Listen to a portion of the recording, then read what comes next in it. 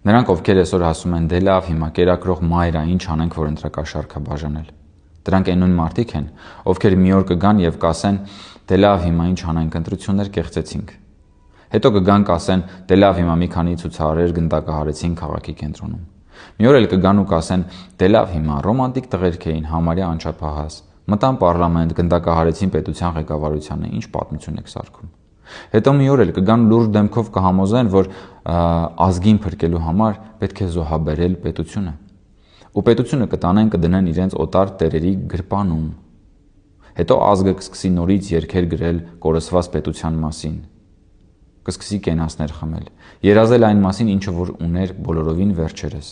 Իսկ նրանք, ովքեր զոհաբերեցին պետությունը, պետության արքուվաճառքի իրենց ստացած եկամուտը կվայելեն, առոք-փառոք։ Իսկ ազգը նորից կմնա կոտրած տաշտակի առջև, կհպատականա ուրիշներին, կպանդխտանա, կհալածվի, կվայելի պետությունը, բայց միայն ուրիշների հողի վրա։ Եվ այս ամենը այն պատճառով, որ մի օր ասեցին դե լավ, հիմա կերակրող մայր է, ինչ անենք, որ թող ընտրակաշառք բաժանի։ Փոքր քայլերը բերում են մեծ հետևանքների, ովքեր որ չեն հասկանում փոքր քայլերի մեծ հետևանքները, դա իրենց խնդիրն է։ Բայց Հայաստանի Հանրապետության ժողովուրդը դա շատ լավ հասկանում է, եւ Հայաստանի Հանրապետության ժողովուրդը տեր է կանգնելու խաղաղությանը, տեր է կանգնելու պետությանը։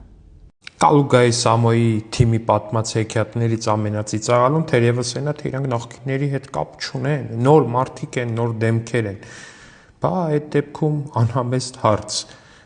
հրապարակվել է չէ ձեր նախընտրական ցուցակը։ Ցուցակի երկրորդ համարում Քոչարյանի դատապաշտպան, Քոչարյանի ցուցակով падգամավոր ընտրված Արամ Վարդևանյանը ինչ գործ ունի ձեր ցուցակում։